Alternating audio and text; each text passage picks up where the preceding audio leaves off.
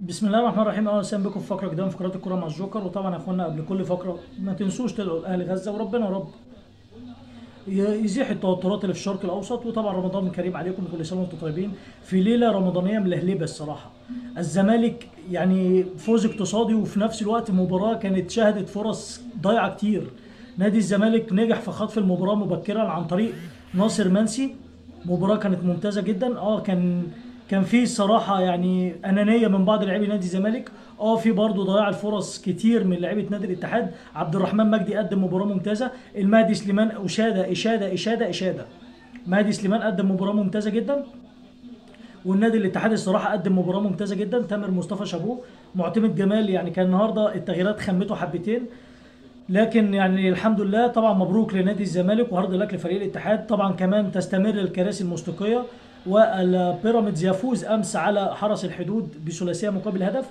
والاهلي امام المقاولون، وطبعا فوز النادي الاهلي على المقاولين 3-1. انا مش هتكلم عن على الغلطات والكوارث التحكيميه، مش هتكلم عليها، لكن اشيد برضو بالثنائيه بتاعت امام عاشور ومحمود تريزيجيه. قدموا مباراه ممتازه بغض النظر بقى عن اخطاء التحكيم، لان احنا للاسف احنا اتعودنا خلاص عليها. وبقى عندنا يا اخوانا جبلنا. بجد احنا بقى عندنا جبلنا من حته التحكيم. احنا خلاص مش هنتكلم عن التحكيم تاني.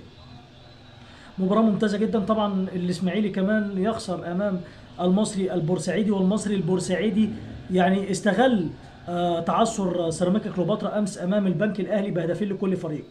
طبعا يا اخوانا المباراه كانت قويه جدا. طبعا يا اخوانا يعني احنا شفنا حكم المحكمه وشفنا النادي الاهلي خلاص اصبح البطل.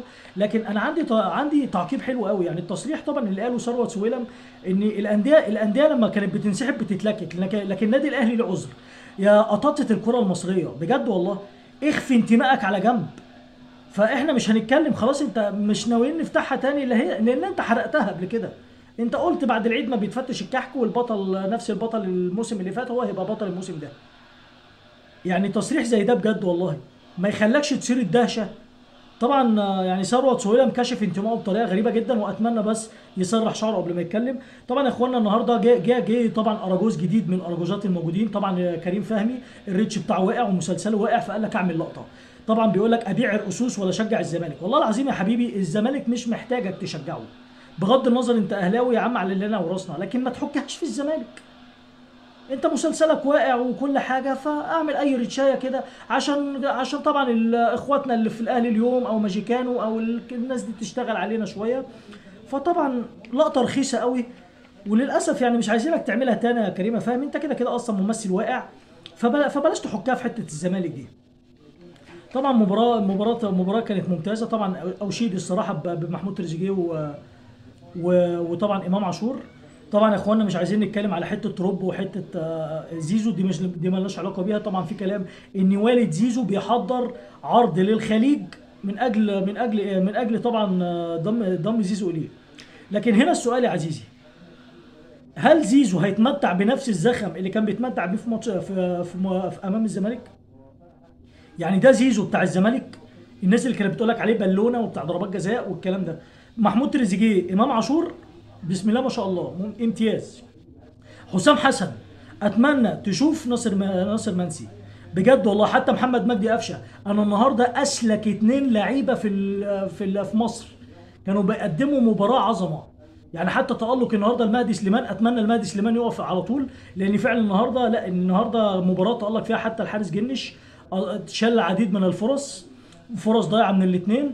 الزمالك قدم مباراه ممتازه، والزمالك حتى الان في الصداره برصيد 43 نقطة. المباراة الجاية أمام إنبي يوم 11، والمباراة القادمة للنادي الأهلي هتكون أمام طلائع الجيش. طلائع الجيش طبعا كمان فاز أمس على بتروجيت في أول مباراة لجمعة مشهور.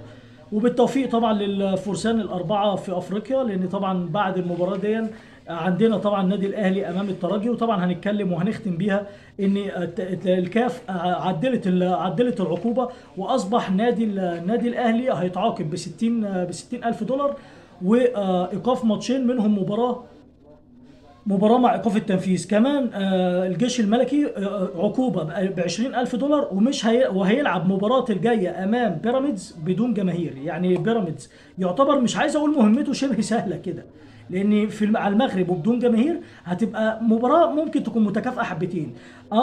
ممكن تبقى مباراه صعبه للنادي الاهلي، خاصه هنا في مصر بدون جماهير، لان يا جماعه قلناها قبل كده، الجمهور هو الوقود بتاع الفرقه. جمهور الاهلي هو وقود النادي الاهلي، جمهور الزمالك هو وقود نادي الزمالك. فشفنا طبعا كمان المصري عنده مباراه جايه، مباراه افريقيا امام شباب بلوزداد. بالتوفيق للاربع انديه، اتمنى يا رب. طبعا ما كنتش تقلت عليكم. حافظ الله فلسطين. طبعا ما تنسوناش بالدعم باللايك والشير والسبسكرايب، واتمنى يا رب نكون عجبناكم. ونختم بخير ختام، والصلاه والسلام على رسولنا الكريم سيدنا محمد. جمعه سعيده عليكم، كل سنه وانتم طيبين، رمضان كريم. طبعا داخلين على العشر الاواخر من شهر رمضان، ربنا يا رب تقبل صيامنا وزكاتنا وقيامنا. السلام عليكم.